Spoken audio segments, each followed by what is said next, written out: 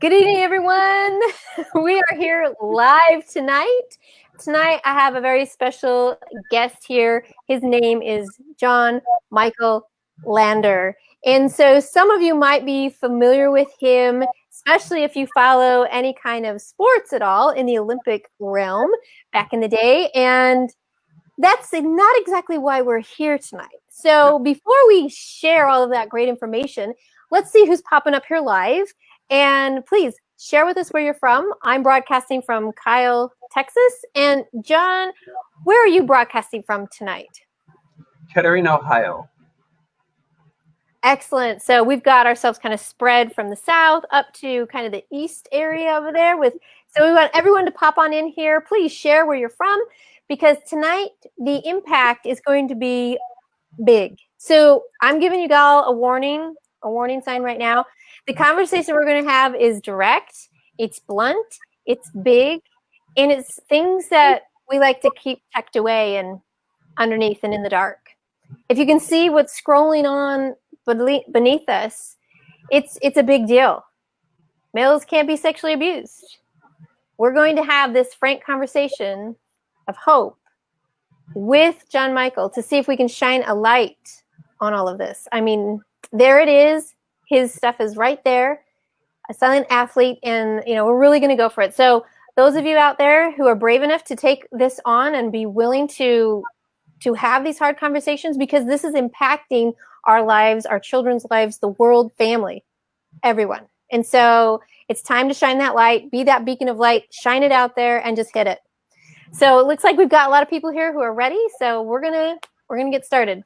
All right, John-Micheal, tell us a little bit about yourself. Okay, great. First thing I'd like to say is if anybody has questions, please pop them up, and I'll be happy to try to address them as we go along. I am a diver, or was a diver when I was younger, and my goal for the Olympics would have been in 1980. And so when I started out my whole journey towards the Olympics, I was here in Ohio, and I was with a small diving team. And as we were moving forward and getting higher in the ranks, I was introduced to a new coach who was a national champion and who had coached champions and helped me to dream bigger about the Olympics. And as I was going along, he started to do this thing called grooming. He started to groom my parents, especially my mother. And so he would get on her best side, and then all of a sudden, the next thing I know, he starts talking to me. And he starts pulling me away from my teammates and starts telling me things of the teammates are not going to understand what you are able to do. They just are jealous of you. So you can only talk to me. Why don't you just speak with me and we'll work it. So basically, he constantly groomed me. And so he started taking me on trips up to Ohio State University to practice with the university team. And on the way, he would introduce me to alcohol and everything. But after practices, and we would spend the night, is when things started happening. At the same time, my mother was approached by a lawyer in our area who wanted to help support my diving, because diving is rather expensive, and my parents were not very wealthy. And we lived on a farm. And so she fell into that trap with him. They promised that they would help me get there. They would take care of all the funding and all this stuff. And I would just have to have dinner with these people. And so what the lawyer did is started introducing me to all these other professionals who wanted to help. And in turn, they started helping the family. Free eye exam, free doctor's appointments, free medicines, anything. But I was the dessert, if you can say. And so it just became this whole thing about being passed around. So males, this whole belief that males cannot be sexually abused is false, because I'm living proof that here I am. I never told anybody for a long time. I did try to tell my mother once when a car came to pick me up at the house, and I didn't want to go. And she told me I had to, and I said no, I didn't want to, that he touches me. And she asked me like where, and I told her, and she slapped me across the face and said, this is a very important person. He's an upstanding citizen, and he's helping the family, and you got to do your part too, and you're going to go have dinner with him. When you come back, you can tell me all about it. So if I could tell my mother and she didn't believe me, I started to think nobody would believe me. So I didn't tell anybody. And I started to just keep it hidden. And what had happened is that this whole time, this is like between 15 and 16 is when the big situations started to happen. I was preparing to go to Europe to compete in Norway. And it was all about this trying to compartmentalize my mind. This is happening to me right now. I don't understand it, but this is what's going on. I have a coach who I think likes me, but I never expected it was going to be a male. So does that mean my sexual orientation is something completely that I didn't expect? And then I have these people that are passing me around and they're telling me, oh, you're such a great person. You're doing a great job. Keep this up. And I go to Europe and I win the gold medal by the smallest margin, but I won. But it was so uneventful because the whole time I'm carrying this secret, this darkness. And I decided to shove it as far down as I could and think that I could handle it. I mean, everyone's talking about having sex in high school and teenagers and everything's cool. But the problem was I wasn't having sex with my peers. I was the tool for older people. And there is a difference. Young people's minds are not developed. And there's studies that say males do not develop their brains until they're 25 or later. Women are a little earlier, and we all know that. And so it's just this craziness that I was not able to understand and grasp it. And the thing about it is that no one ever asked if I was okay. They just assumed, oh, you're fine, go on. And the thing is that 1 in 4 females and 1 in 6 males are sexually abused before the age of 18, and 90% know their abusers. Now, these numbers are going to start changing as people start to become more comfortable and step forward, especially males. And of course, we have the Nasser situation, who have the U.S. gymnastics. And finally, 150 women have stood up and said, this man did this to us. It took that many women before people really started to believe that there was an issue. Now, in sports, we have this thing that males can't be sexually abused, and also that it's a hazing, an initiation. It's just a rite of passage. And we've got to realize that it's not. It is sexual abuse. Many of these men did not want to have that experience. And I have a very good friend, Brent Carey, who is a hockey player, and he and I are working on a project called predatorial grooming. And he went through his experience, completely different than mine. And we can get into a whole talk about predators and their modus operandi and how they attend and do things, but that's another long subject. I feel like I'm rambling. So is there any other questions at this moment? Well, you shared a big piece right there, very directly. And I'm really grateful for that because they're your words.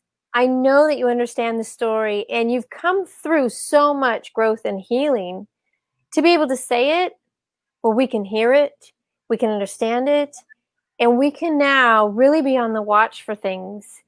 There are few people that will start to say, oh, well, it was the situational experience. Right. That situation. So just don't be in those situations. It's partly true. The situation can present itself, but it's much bigger than that.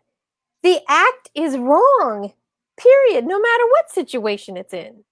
So that's the bigger point, as opposed to, maybe the conversation going like, well, I wonder how he tempted the other person. Right. They're a child. Stop. Right. Enough. Right. And that it's what I feel. It's clear to me. It's clear to me that that's this conversation, is that when abuse happens, it's abuse. It's wrong. It doesn't matter the situation. It doesn't matter what they were wearing, what they looked like, whether divers, hockey players, the kid next door trying to build a fort in the backyard. Doesn't matter. Abuse is abuse. And when more people come forward, stand up and share, just like your statistic you said, that 90% know the abuser. Okay, just let that sink in a minute. It's not some random stranger snatch and grab. We're not talking about those rare extremes on the spectrum types of experiences. The bulk of these types of abuse and what happens is that they're known and from there being passed around. I think that is visually, it's heartbreaking. It just breaks your heart because you're still, it's not like at the age of 18 everything magic and whoa, now I'm adult. Right. Yeah, legally, it's if these things are happening well before that, it is child abuse and it's not okay. So this looks like I want to share this comment right here. This is powerful. Cecilia, she is an amazing woman. And she look at what she says right there. Thank you so much, John, for speaking out about this and providing a floor for victims, for survivors, any kind of form of abuse. It is just, it's one of those things that we really have to speak openly about. And I think so many of us are now connecting together. I'm now connected with you. Cecilia, she suffered abuse as a child as well. And so opening and throwing the light out there is so, so important. Thank you, Cecilia. Exactly. Exactly. The way that these conversations have to happen are direct and bold. Right. So you've shared with us this dark, heavy time. How, just like what we have scrolling underneath, how do we change that? Like, what started to happen in your life? How did you start your healing process? What happened for you? Well, I think when I started writing was the the movement to help me start to heal. I ignored it, like I said, for so long that I pretended it never happened, and I would go in these dark spaces all the time, and I would have hard times with relationships and with people, and just becoming friends with people. I also just want to make sure that everyone realizes that the grooming process is not something that just happens once or twice. This will go over for a period of time, and for mine, it was almost a whole year before anything happened. And so you're growing trust with this person, and you believe what they're telling you. And so I just want to make sure that people know that. And then another thing that's really interesting is that if you go back and you look at your life, as I started to do when I started to write, is that I started to see that I would repeat without realizing that I was repeating them. And situations that I would put myself in so that I would somehow try to consciously understand what the abuse was initially, way back when I was a child. Now, there are also studies that are showing that when the abuse happens, this strange way of making, and it will rearrange itself, will to try to find new neurons so that they can bypass the pain and the anger and fear that has come up with this trauma. And so it's sort of like a stroke victim. So our brains start to rewire themselves. We have a different way of thinking and a different way of processing. And I think people don't realize that. They just say, get over it. Well, for the survivor, they don't just get over it. They have to find little ways to map out their survival methods. And that's what I started doing when I was writing. And took the point that I got so depressed and so down that I literally said goodbye to my partner and my two Boston Terriers and went into the garage to kill myself. And it was there that, I know this sounds so cliche, but I heard this small voice say, get up. This isn't fair to anyone to find you like this. Get up and go back inside, which I did. And, I cried, and, that really ugly cry. And I did that. And I finally stood up and said, I'm going to stop this. I'm going to say something. But this was years later because I did not go and get the help. I think the first thing that you need to do, if you even think that you might have been abused, is to admit it to yourself. Once you admit it to yourself, you can get the help you need, and you can search for people that will help you. But that is critical, because if you deny it and you keep telling yourself you're not doing it, you will constantly repeat and repeat behaviors so that you will consciously start to say, hey, something happened. And the sooner you do that, the better you can start healing. And you have to have this outlook that something better is on its way. You have to go through the pain of hurting, of reliving it, and getting the understanding. You may never understand why the predator did what they did, but you've got to understand that it wasn't your fault. You were a child. Even if your body responded, you're still a child. That person had a narcissistic mode of operation. They were going for a certain goal and they didn't care what they did to you. That's where the abuse is coming from. And then after it's over, they don't need you anymore because they can find another one. So it's this whole emotional roller coaster that you go through, and you start repeating that. Relationships will become hard unless you focus on what's going on really in your life. So I suggest that if you believe that this is happening, seek help. Reach out to April, you can reach out to me, and we can help you find the right places to go. It's imperative, because if we don't, what will happen, and this is just blows my mind that I think about it, is that if you get married, you have children, and you have not healed yourself, you will subconsciously put it onto your child. Then that child carries that secret as well without even knowing why. So they become kind of a victim again without even knowing it. Because your fears and your angst and whatever you're feeling inside will subconsciously go on to that child. You know, they say racism isn't, you're not born with it, you're taught racism. It's the same thing with abuse. I don't think we're born into this world thinking we're going to be abusers. I think we're taught. And I think something that happens along the way that then we start emulating what we see around us. And children are sponges, and they will just repeat what they see. So I don't know if that helps.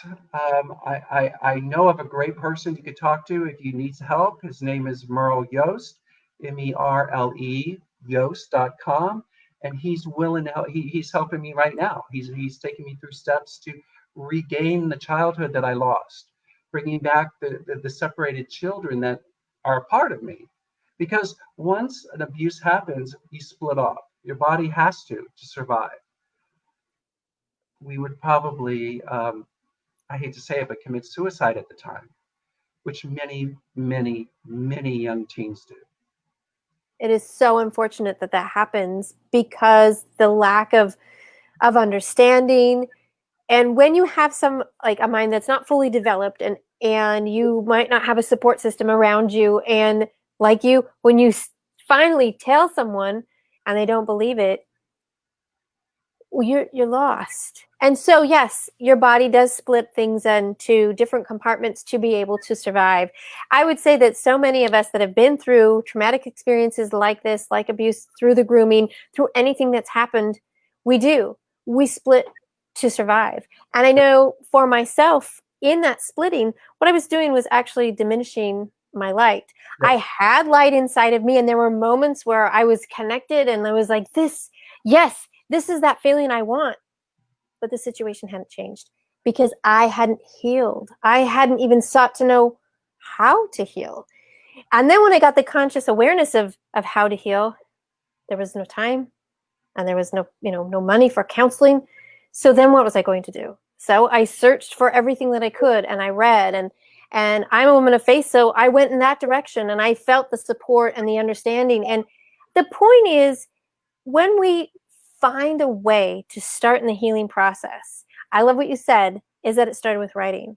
It is so true. As we write, we are taking from what's within and we are putting it out. And it's just like a picture. It's anything else. When it's outside of yourself, you actually can see it there, as opposed to the wash that happens in our mind, right? It just cycles, and we make some grand ideas up here that can be really, really damaging. But when it's out, it's almost like, this isn't pretty, but it's like when you have an upset stomach, you're sick, and you just release. You feel so much better. And the writing process is part of this, because that retching, well, that's never fun. That's the whole fear of actually probably vomiting, right? It's the buildup and I don't know if I can. And that's the part when we pick up the pen and we start writing or we start typing. That first one, oh, let me tell you, it's messy. Oh It's yeah. a story that I call, it's a story that bleeds. So when I help other women who are writing their story, whether they've been in whichever kind of abuse, which unfortunately many are connected with sexual abuse prior to the domestic violence abuse, and it's just horrific. And as they start to write, I tell you what, that first draft, that first part, it's what I call their victimhood story. It's just, it's bleeding all over, so raw, but they have to start.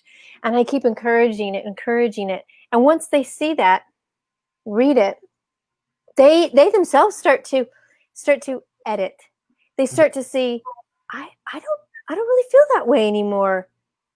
Right. Wow. And then they start to write again. Now the pain and the understanding is there, but it's not quite as bleeding the next time, right? You can then, they start to heal and become into that survivor. From the survivor, they change over to a thriver. And in that thriving state, their goal in writing the story is to help, give hope, give something back to that reader. So when that reader is reading through it, they know the situation, Right. even though it's different. They know the situation because the feeling is the same. It's oppressive. It's splitting. No one was there. You don't have trust. All of those things are just this wash. No matter how the actual situation or event occurred, you're left with this. But as a thriver who's writing the story, they reach through that and bring you some hope on the other side that starts to lift that light. When I started to add more to myself, that's when I could start to see so much more happening. And John, it sounds like the Merle, is that what you said his name was? Okay. Yes. Sounds Well, like in this work that you're doing with him and with anyone out there, it's that feeling that when we get it here, we know then how to deal with it because it's here. And so the healing and connecting here back to what we might have missed out on, back to our childhood. It's not that we become and we act like we did, but we can feel like we should have. And we bring that in. And that's the part. We have some great comments here that I'd like to throw some things on the screen. And Cecilia says again, she says, this is, well said. It's exactly what happens. Hurt people hurt people. It's so, so true. I love this statement. Healed people heal people. mm-hmm.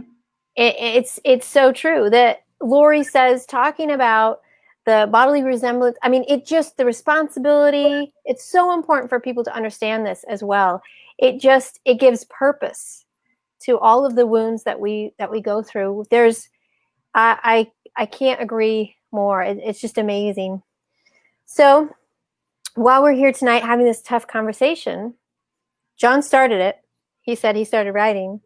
So do you have a book? Would you like to share something about that? I understand you might have even a series. So if you would like to share, I'm Sure. sure we would love to hear.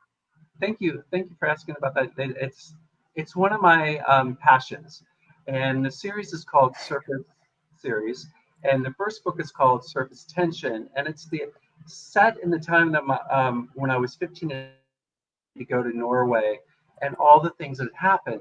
And what's really interesting about these books that I like to tell people about is that it's written as fiction, so that the reader can step back and just read the story if they want. But it also gives all the signs of what happens to a person that's going through these steps. And it's my story, but it's just set in this fiction setting. And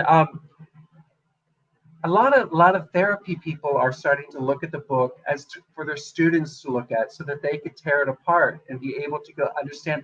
Well, right now this character was experiencing the separation of his mind, and so he's going in two different directions. This is his survival method here. This is it. So it can be used on that method, but it's a story, and it's very cinematic, and a lot of people say it's like reading a movie. So it really allows you to get inside the brain of a young person dealing with these adult situations. And then the second book, which is called Crack Surface, picks up that character, puts him in college, and the issues of repeating behaviors and the situation that happened there. There was a real major situation that happened to me in college that I totally ignored forever until I started writing again. And my whole goal for the second book was to write about my experience as an actor in Hollywood. and I was on a soap opera and all this stuff and all the things that happened then. But I had skipped this whole college year. I had to go back and I had to share what happened there. And that was the hardest thing I think I've ever done because I felt it was my fault, which I think all these situations, I think we do that to ourselves. I think we turn it on to ourselves. And another thing that's interesting, April, is when you're writing, when I first did my first bloody first manuscript, I didn't think I wrote it. There were things that I was like, I don't remember writing that. But your subconscious mind will start taking over and you will start sharing. And what you're actually really doing is you're taking responsibility for what happened and you're acknowledging this happened to you. So at first, it may not look like the truth to you, but whatever you write down, somewhere within there is the truth. So you need to go back and look at it and study it. And as you go on, then you start changing things. But the point is always hang on to that very first manuscript and someday go back and look at it. You'll be surprised. It's really revealing. So that's what the two books are about. And the books continue. And there's a third book coming out, hopefully in January, which will pick up the Hollywood years and the struggle with relationships and how to try to create a career in a field of Hollywood entertainment where sexual abuse is rampant everywhere. So I had set myself up from a sport where I was abused to a college that I was abused to a career that I was abused. All the whole time not realizing that I was ignoring it and I was not finding the truth. And so it's just all about finding your truth and finding out your voice and finding out who you really are. And I'm telling you, on the other side, it's going to be becoming great. Is every day great for me? No. I have panic attacks to this day. I could be working and all of a sudden start having these moments of just feeling crushed. And it's just anxiety. And if I haven't cleared out my brain for that day and start over, breathe, meditate, and just start to see really how important my life is and realizing that it is important, that I'm here for a reason. And another exercise I did, which is really powerful, is that I had lost a friend not too long ago, and they were asking for pictures to put towards the memorial, and it's during COVID-19, and so we couldn't go. So all these pictures were being sent. As I was going through the pictures, I started putting my pictures in order, which I have never done. Every picture I have is just in bags and everything, and I started laying them out. And I started noticing this timeline. And then I started noticing beautiful moments that I don't remember. They're right there. Happy, charming, enjoyable moments. And then that does something to you. You start realizing you were a good person. You are a good person. And right there's the proof. So you start just sewing everything back together like a quilt. You start stitching all the parts back together, and soon you will have this beautiful quilt that is you. I love piecing things together. Oh, we've got to talk afterwards. Oh my gosh, there's so many things that I just have to share with you. It's just unbelievable. I wanted to throw a few more of these comments up here. We've got Dawn. She says, what a great approach of how to address this. Thank you. Yes, agreed. It's so common. Yeah, it's not uncommon that we look back and say, did I write that? I just had a conversation with Lori today about similar things where when you look back, you think, wow. And I love the visual of your picture, the visual of, sewing these happy moments together, because sometimes that's the trick, right? We get stuck in this cycle and it's so negative, and then we try to break through and then it didn't happen, and because we didn't have the skills or the tools, we didn't know what to do. But not 100% every day is like that. And you have evidence, picture evidence, where you can see, it was actually a good day. Yeah. And that starts to change. It gives so much hope, right? So much hope at the end. All right. Well, I have a big question for you. Do you happen to have your books there that you could hold up so people can kind of get a visual to see what they might be looking for? Because it looks like we've got a lot of people interested tonight, and I would love to be able to share it. If you have to pop out there and grab it, that's fine. I'll just keep talking. That's fine. That's fine. Thank you, Lori, Dawn, Cecilia, for popping up here live and sharing your information, your comments. It's been an amazing evening. I mean, it's been blunt, bold, to the point. But we have to wake up. We have to help our children. We have to be the ones as adults to help this stop. What if John had an adult in his life that would have stopped this? How different would have been?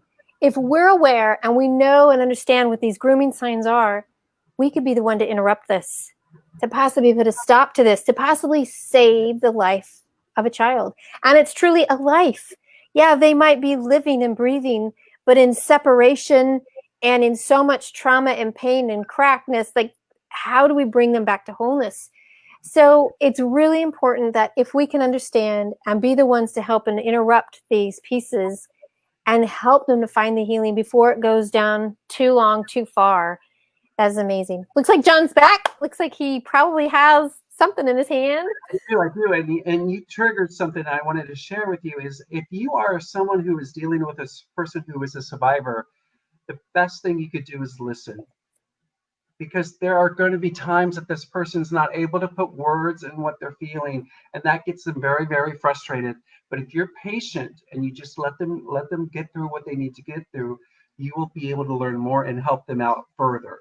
I think children want someone to know if they've been abused. I know I did. There were certain things I did that were completely out of line of my character. I wouldn't shower for days.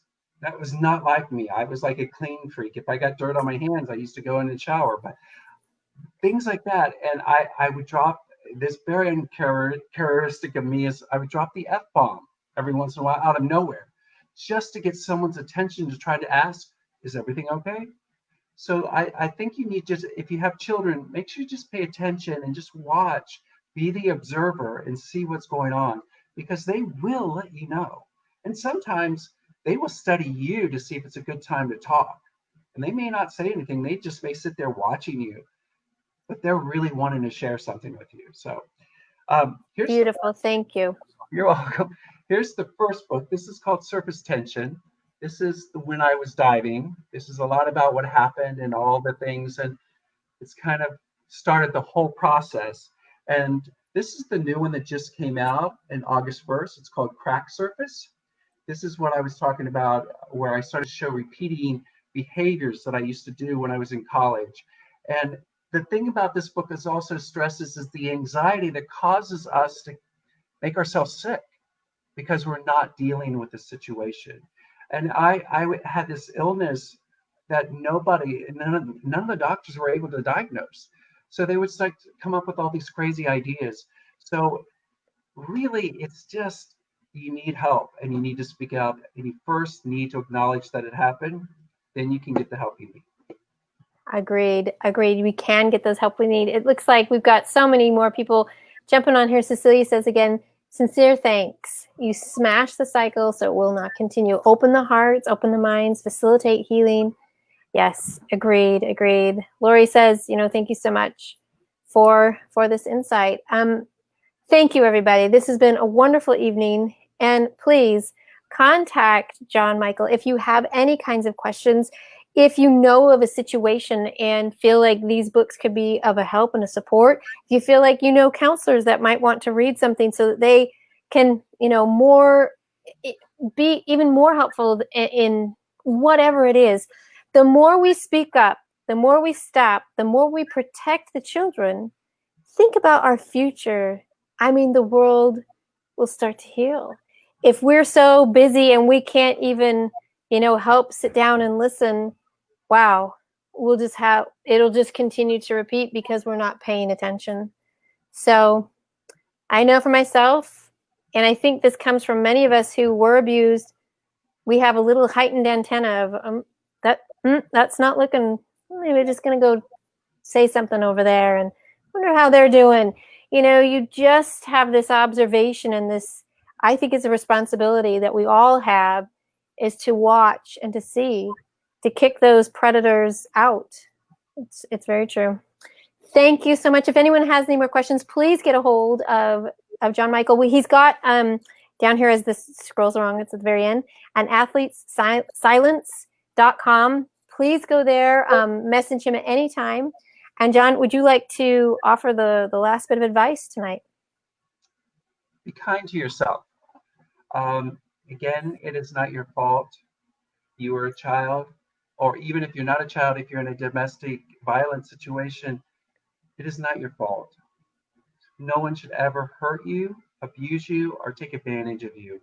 We need to start to develop our own barriers around us and start to believe that we are good enough. And just look inside yourself. I have a motto that I like to say: if I look inside and listen, I will always win. So Ooh, say that again. Say that again. That was beautiful. if I go within myself and listen, I will always win. Well, we're going to end it with that. That was beautiful. Again, thank you everybody for coming, commenting. We'll share this. This replay will be open for a few days. Please share. It's time to save the life of a child. We'll see you all. Thank you. Thank you, right? Thank you.